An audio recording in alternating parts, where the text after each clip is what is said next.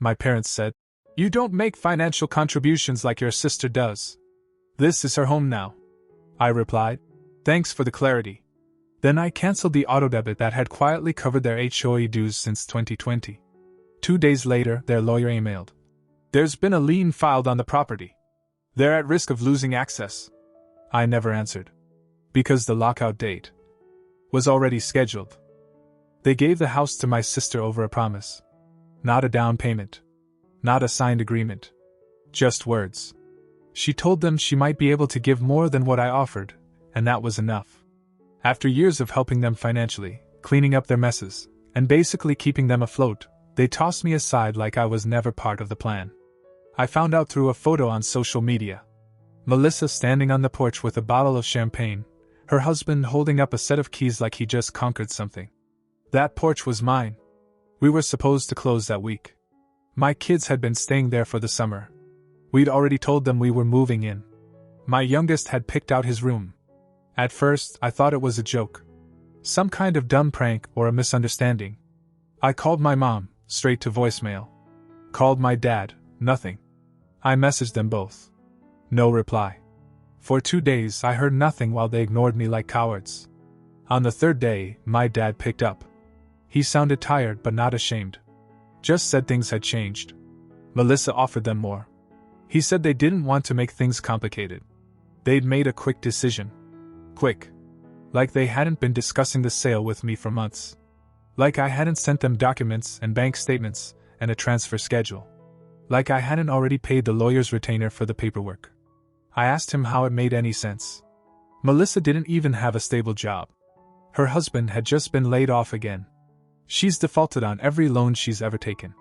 My dad just brushed it off and said she'd figure it out. I reminded him of everything. The time I covered their mortgage during COVID. The thousands I gave them to fix the roof. The Christmases when I bought gifts for everyone because they couldn't afford it. The hospital bills. The groceries. The car repair. I brought it all up. He said it wasn't about money. That they had to do what felt right. That Melissa needed it more. Then he said the line that made something inside me go still. We're her parents too. I just sat there. For once, I didn't argue.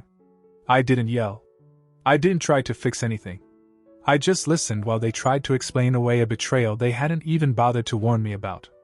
And while they talked, I realized something. This wasn't new. This was who they were. This was what they always did. Melissa messes up, they cover for her.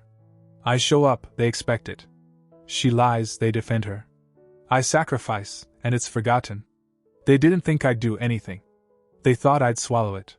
Keep the peace. Move on. Because that's what I always did. But this time, they took too much. This time, they crossed the last line. I didn't feel rage. I didn't feel sad. I just felt done. And they had no idea what that really meant. At first, I told myself to walk away. We'd find another house. It was just wood and drywall, after all. My wife said it more than once, like she was trying to convince both of us. But it didn't sit right. It wasn't just about the house. It was the way they did it. Quietly. Without a word. Like I was a stranger to them. And then they made it worse. My kids were still staying with them for the summer. That had been the plan before this all blew up. It was supposed to be a few weeks, time for them to swim, help with the garden, bond with their grandparents. I called my parents to say we'd be picking them up early. No answer. I called again. Nothing. Then my mom texted, saying it would be too disruptive to cut the visit short. That the kids were settled in and didn't need the added confusion. She acted like they were doing us a favor by keeping them longer. I called again. This time, my dad answered. He told me they didn't think it was a good idea to bring the kids back early. Said I was being emotional and that the kids needed a calm environment. I told him directly, if they didn't let me come get my own children, I would show up with the police. He tried to play it down, told me not to overreact, but I was already done playing nice. The next day, my wife and I drove over. We didn't even get out of the car. I called the sheriff's office and explained the situation. Told them my parents were refusing to return our children. An officer showed up 20 minutes later. I watched him walk to the door, talk to my dad. There was some back and forth, but it didn't take long. A few minutes later, the kids came out with their things. No hug from Grandma. No goodbye. My dad stood at the screen door, arms crossed, saying nothing. That ride home was silent. My daughter clutched her backpack the whole way. My son asked if we were in trouble. I told them we weren't, that everything was fine now, but I knew this had left a mark. They'd turned something simple into a hostage situation. I thought that would be the end of it. I thought maybe that would shock them into realizing how far they'd gone. But then, a week later, I got an envelope from a law firm with my dad's name on the return address. Inside was a letter threatening to sue me. Not a joke.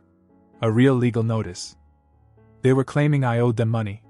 That they had provided me with ongoing financial support and wanted reimbursement. It was pure nonsense. Every cent they had ever given me was returned or dwarfed by what I had done for them over the years. I didn't even respond. I handed it to my lawyer, who took one look and told me it was garbage. Said if they wanted to make fools of themselves in court, he'd be happy to take their money. I sent back a formal denial through him. We never heard another word from their attorney. But what hit me hardest wasn't the lawsuit. It was what they started saying to my kids. My daughter told me Grandma said we moved them out because I was being spiteful. That I didn't care about family. My son asked if I was mad at Grandpa forever. They were twisting everything, poisoning my kids just to keep control of the narrative. That was it. I went to the police and filed a report for custodial interference. I knew it wouldn't go far. The officer was polite but honest.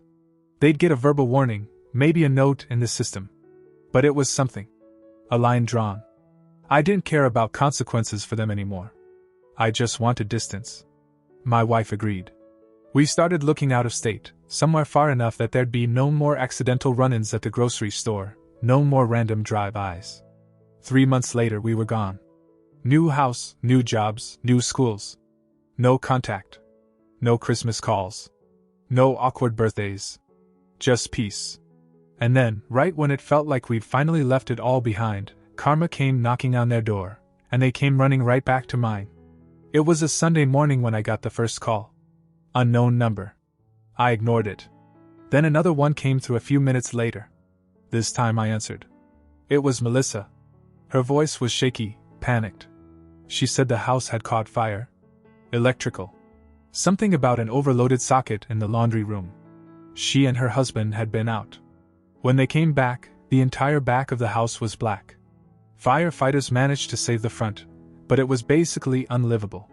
Insurance wouldn't cover most of it because, of course, they never updated the policy after the ownership change. She was crying and rambling about needing a place to stay. I didn't say much. Just asked if everyone was okay. She said yes, then she paused. Said our parents told her to call me. That they didn't have the space and couldn't take on that kind of responsibility. Right. The same parents who gave her the house behind my back. The same parents who nearly kept my kids from me. The same ones who sent a lawyer after me like I was some stranger trying to scam them. Now suddenly they couldn't help their daughter and her husband, even though they had just bent their entire world for her. Melissa asked if she and Greg could stay with us for a while. Just until they figured things out. Said it wouldn't be long, that she'd pay rent if needed. I told her we weren't in a position to help. She started crying again, said I was being cruel. A few hours later my mom called. No hello, no small talk.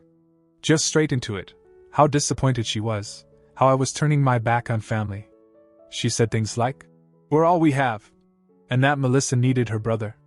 I asked her why they didn't take her in themselves. She said they weren't equipped for it. That Melissa and Greg had too many things, that it would be too disruptive. I asked her if giving someone a house just because they promised more money counted as disruptive. She hung up. Over the next few days, the calls didn't stop. Melissa, my dad, even Greg. They all started pushing this idea that I was the one being selfish. That I was letting family sleep in the motel like some monster.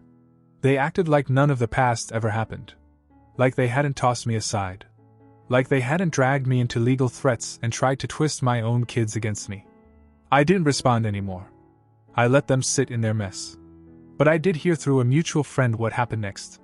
Since the insurance payout was almost nothing and they couldn't afford to repair the house, the bank started getting involved. Turns out, Melissa had missed payments. They'd be seizing the property. Foreclosure was on the table. That's when things got pathetic. My parents started telling people I had refused to help. That I abandoned Melissa. That I let the house go. They left out the part where they gave it away over a lie. They left out the lawyer. The threats. The manipulation. They were scrambling now. Trying to find someone to blame, someone to point at. And since I wasn't there to defend myself in person, they painted me as the villain. But I didn't care. Let them burn through their own web. I was done cleaning up their disasters. They kept calling. Not constantly, but just enough to remind me they weren't going to let it go. My dad left a voicemail one night, around 11 p.m., sounding like he'd been drinking. Said he couldn't believe how far I'd fallen. That family meant stepping up when it's hard, and that I'd become heartless. I didn't call back. A week later, I got a group email. My parents, Melissa, Greg, and a few extended relatives they thought might help pressure me. It was some long-winded guilt trip about how families weather storms together, how Melissa and Greg had no one else, and how disappointed everyone was that I couldn't find it in my heart to open my doors. One cousin I barely spoke to replied with some nonsense about forgiveness. Another one said nothing, but I saw they'd forwarded it to their spouse. I replied to the whole chain with one sentence. I wasn't family when you gave her the house, so don't call me that now. That shut it down. Meanwhile, the foreclosure process moved fast.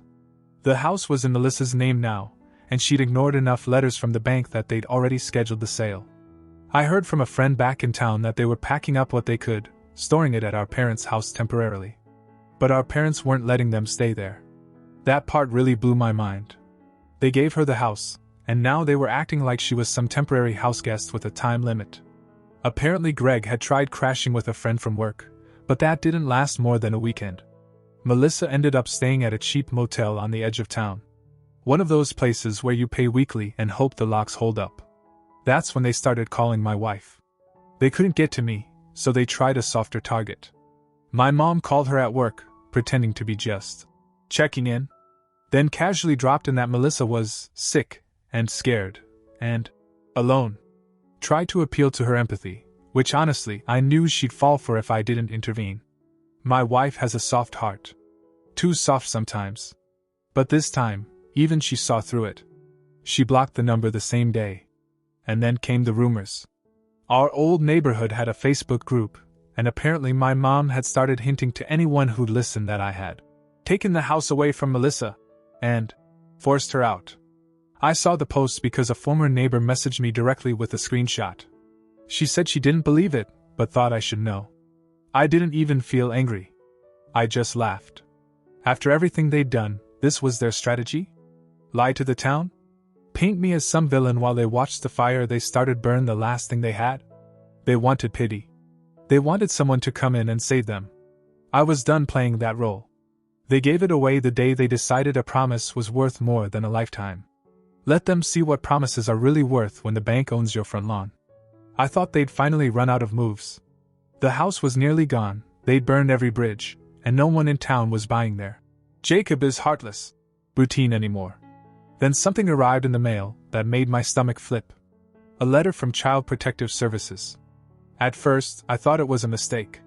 Wrong address, maybe a clerical error. Then I opened it. An anonymous report had been filed against me and my wife. It claimed we were emotionally neglecting our children.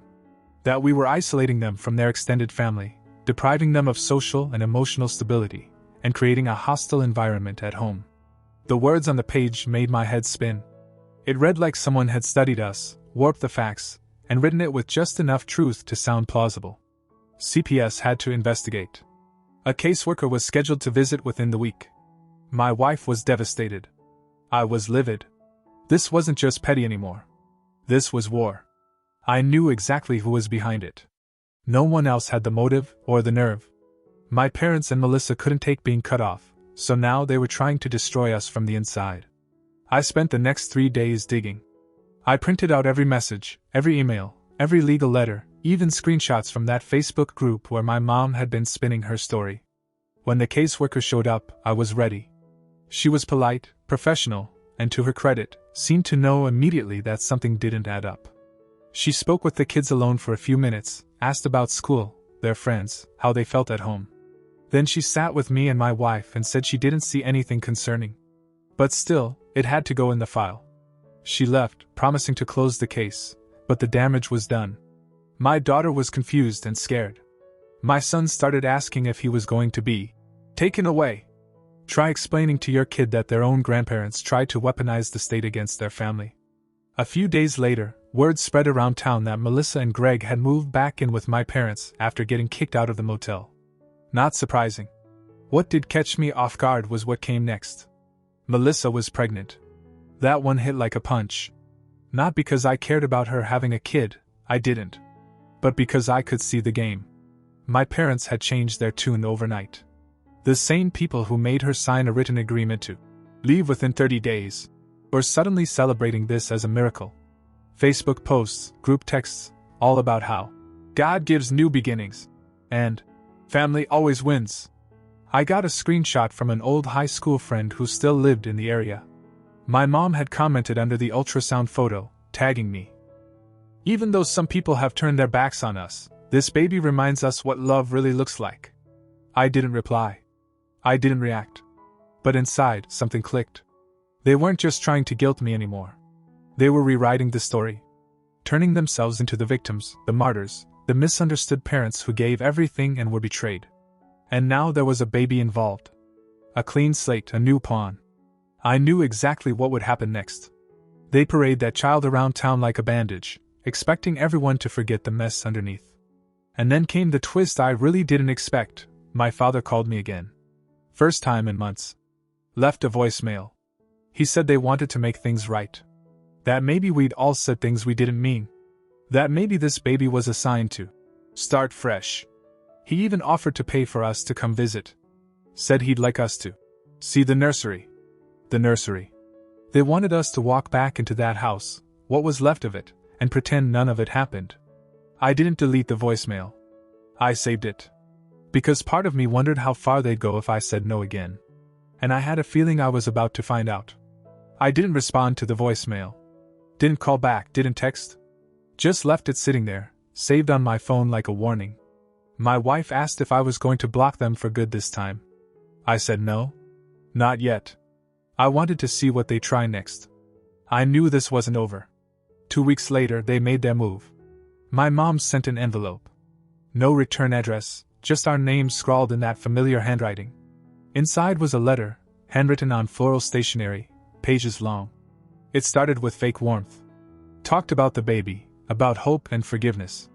Then it shifted, said she and my dad had spoken to a lawyer again, and that they were considering revisiting past grievances. Claimed they might still have a legal case regarding the money they'd supposedly invested in me. Called it a path to reconciliation.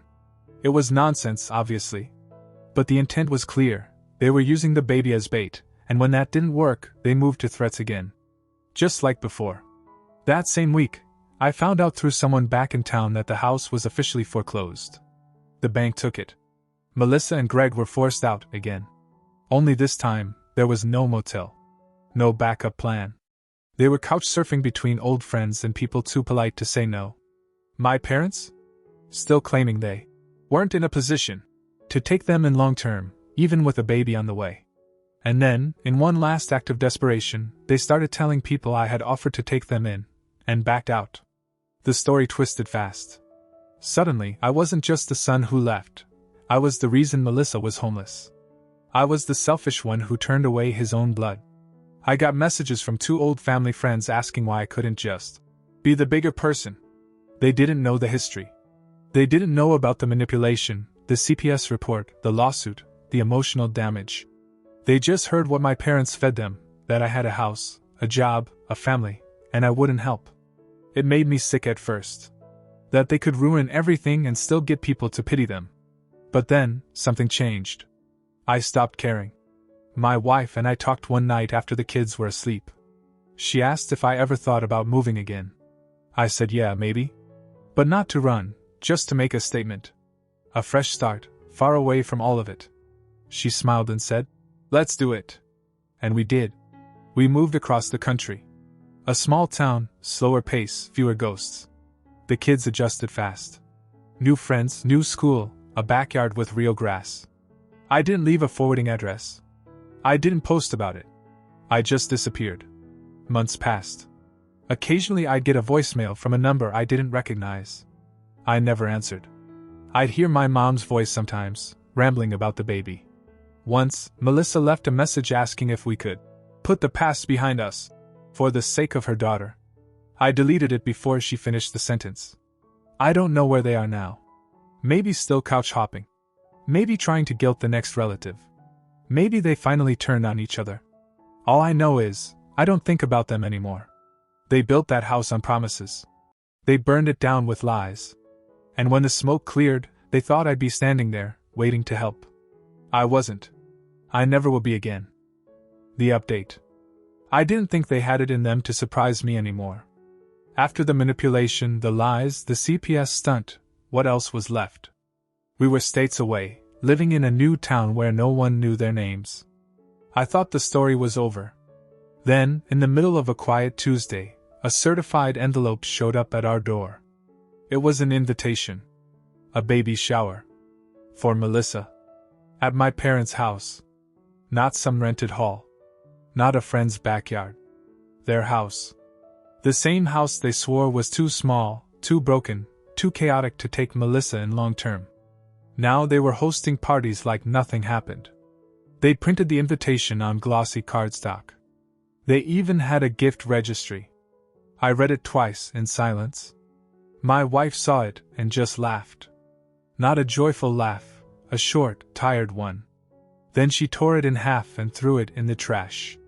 I said nothing. There wasn't anything left to say. A few days passed. Then came the phone call. A known number, no voicemail this time. It rang again a few hours later. I didn't answer, but they kept trying over the next 2 days. Finally, I let one call go to voicemail. It was my dad. His voice sounded thinner, older somehow. He said something had happened. There'd been an accident at the baby's shower. A candle, maybe a spark from the oven, they weren't sure. What they did know was the house had caught fire. Again. This time it was worse. The flames started in the dining room during the party. A bunch of decorations caught, and with everyone distracted, it spread fast. The fire department managed to put it out, but half the house was gone. The kitchen and 2 bedrooms were destroyed. Smoke damage took care of the rest. He said no one was hurt. That Melissa and the baby were fine. But now they had nowhere to go. He was quiet for a moment. Then he said they needed a place to stay. Just for a little while. He said it softly, like he thought the way he asked might change the answer. I asked him why they didn't just stay with Melissa and Greg. He sighed. Said Melissa had moved in with one of Greg's cousins and they didn't want the drama. That the baby needed calm. He said he and my mom were in a motel again, but they couldn't afford it much longer. He actually said, "You've got the space." I reminded him they had a house. Twice. And they'd burned both of them down. Not just physically, but emotionally, relationally. Every bridge they ever had with me, they set fire to. He started to say something else, but I hung up. The next morning, I got a text from Melissa. A picture of her holding the baby. No message. Just a photo. I didn't reply. But the most surreal part came 2 weeks later. I got a call from an old neighbor back in town. She said the bank had taken what was left of the property. Not only was it condemned, but it was scheduled for demolition. The land would be cleared and sold. Melissa's name had been officially removed from the title after a court settlement. She and Greg declared bankruptcy. But then she said something else. Something that stuck with me. Apparently, my parents had told everyone that I was the one who promised to buy the house back. That I had offered to make things right after the fire. That they were just waiting for the paperwork to go through. They hadn't stopped lying. Not even now. They'd rather invent an imaginary version of me than face what they actually did. That's who they are. That's who they'll always be. But that imaginary son? The one who comes back, forgives, saves the day? He doesn't exist. And neither do they, not in our lives anymore.